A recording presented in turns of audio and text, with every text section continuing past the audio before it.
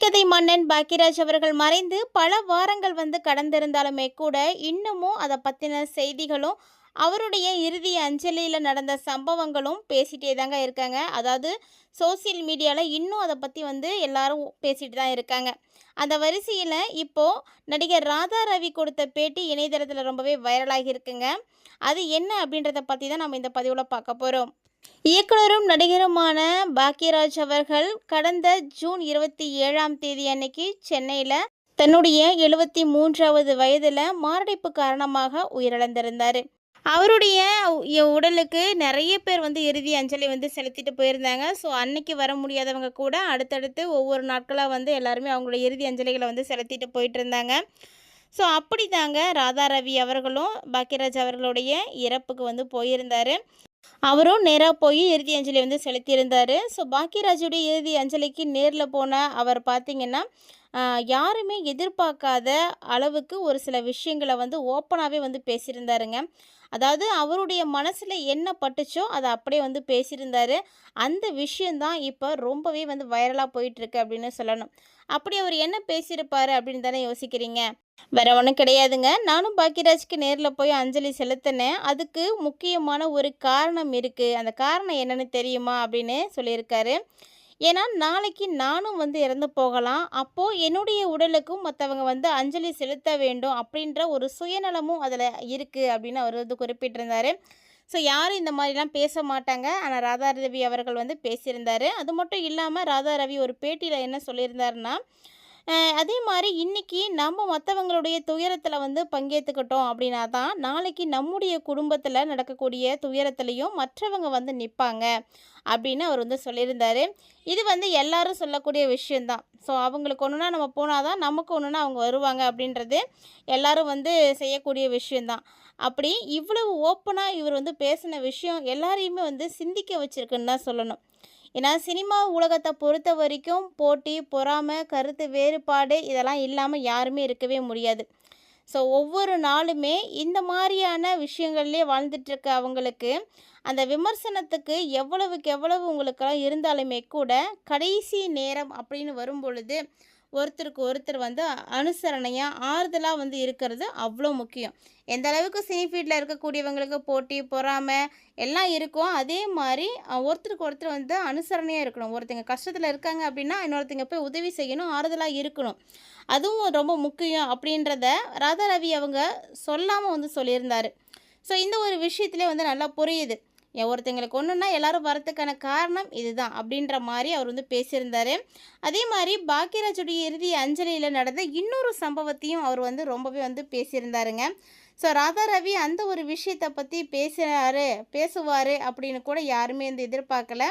So இருந்தாலும் அவர் அதை பற்றி பேசியிருந்தார். அப்படி என்ன அவர் பேசியிருக்காரு அப்படின்னா, இறுதி அஞ்சலி செலுத்தணும் அப்படிங்கிறதுக்காக பாக்கியராஜ் அவர்களுடைய உடல் ஹாஸ்பிட்டலில் இருந்து ஆம்புலன்ஸ் மூலிமா கொண்டு வந்தாங்க. அதாவது அந்த ஆம்புலன்ஸ்குள்ளே பார்த்திங்கன்னா ராதிகா மேம் இருந்தாங்க. அந்த ஆம்புலன்ஸை ஓப்பன் பண்ணி பாக்கியராஜோடைய உடலை வெளியில் கொண்டு வரவே முடியல. ஏன்னா அதுக்கு முன்னாடியே அந்த ஆம்புலன்ஸை சுற்றி பத்திரிகையாளர்கள், ரசிகர்கள் அப்படின்னு எல்லாருமே சுற்றி வளைச்சிட்டாங்க. அந்த நேரத்தில் நடிகை ராதிகா சரத்குமாருக்கு ரொம்ப கோபம் வந்துருச்சு. என்ன கோவம் வந்துச்சு அப்படின்னா, பாடியவே இறக்க விடலை பத்திரிகையாளருங்க அப்படிங்கும்போது அவங்களால கண்ட்ரோல் பண்ண முடியல அந்த கோவத்தை. உடனே அவங்க என்ன பேசிட்டாங்கன்னா, உங்களுக்கு டிஆர்பி வேணும் அப்படின்னா நான் தனியாக நடித்து கூட கொடுக்குறோம், ஆனால் எங்களுடைய உணர்வுகளுக்கு நீங்கள் மதிப்பு கொடுங்க, இந்த மாதிரிலாம் நடந்துக்காதீங்க, இந்த நேரத்தில் கொஞ்சமாவது மனிதாபிமானத்தோடு நீங்கள் நடந்துக்கிறது ரொம்ப முக்கியம் அப்படின்னா அவங்க கையெடுத்து கும்பிட்ட மாதிரி கேட்டுட்டாங்க இல்லையா. அந்த வீடியோவும் பார்த்தீங்கன்னா அப்போ ரொம்பவே வைரல் ஆணுச்சுங்க. ஸோ ராதிகா மேம் இந்த மாதிரி பேசுவாங்க அப்படின்னு யாரும் எதிர்பார்க்கல. அதே நேரம் அந்த இடத்துல இருந்த சுகாசினி அவங்களும் கோவப்பட்டிருக்காங்க. சுகாசினி என்ன சொல்லியிருந்தாங்க அப்படின்னா, அதே மாதிரி பாக்கியராஜ் உடலில் வீடியோ ஒரு சிலர்லாம் எடுத்துகிட்டு இருந்தாங்க. நிறைய பேர் சுற்றி சுற்றி ஃபோட்டோஸ்லாம் எடுத்துகிட்டு இருந்தாங்க. அப்போ அந்த இடத்துல சுகாசினி அதை பார்த்துட்டு அவங்க என்ன சொன்னாங்கன்னா, கோபப்பட்டு இப்படிலாம் செஞ்சிட்டு இருந்தீங்கன்னா நான் செருப்பால் அடிப்பேன் அப்படின்னு அவங்க திட்டியிருந்தாங்க. ஸோ இந்த காட்சிகளும் ஒரு மிகப்பெரிய விவாதத்தையும் ஏற்படுத்துனுச்சுன்னு சொல்லணும். இது குறித்து ராதா ரவி என்ன பேசியிருக்காங்க அப்படின்னா, இவங்க 2 பேருமே பத்திரிகையாளர்களை பற்றி பேசுனது தவறு தான். ஏன்னா பத்திரிகையாளர்களை இந்த மாதிரிலாம் பேசக்கூடாது, திட்டக்கூடாது, இதெல்லாம் எனக்கு ஒன்றும் சரியாக படலை அப்படின்ற மாதிரி அவர் சொல்லியிருந்தார். ஏன் அவர் அப்படி சொல்லியிருக்காரு அப்படின்னு பார்த்தீங்கன்னா, பத்திரிக்கையாளர்கள் இந்த மீடியா இல்ல அப்படின்னா, சினிமால இருக்கக்கூடியவங்க எப்படிங்க மக்களுடைய மத்தியில வர முடியும்? ஸோ அவங்கள மக்களுடைய மத்தியில கொண்டு போய் சேர்க்கறதுல ஊடகங்களுக்கு தான் ரொம்ப மிக மிக முக்கியமான பங்கு இருக்குது. அப்படிங்கும்போது பத்திரிகையாளர்களை இந்த மாதிரி அனாவசியமான வார்த்தைகளில் வந்து பேசுறது, கடுமையாக வந்து விமர்சிக்கிறது, இதெல்லாம் வந்து தேவையில்லாதது அப்படின்னு ராதாரவி அவருடைய மனசில் பட்ட விஷயத்தை தான் வந்து ஷேர் பண்ணியிருந்தாரு.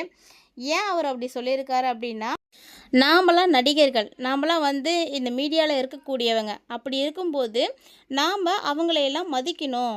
அதே நேரத்தில் யாரெல்லாம் வந்து இந்த மாதிரி ஏற்பாடுகள் வந்து செய்து வச்சுருந்தாங்களோ அவங்களாம் சரியான கட்டுப்பாடுகளை வந்து வச்சுருந்துருக்கணும்.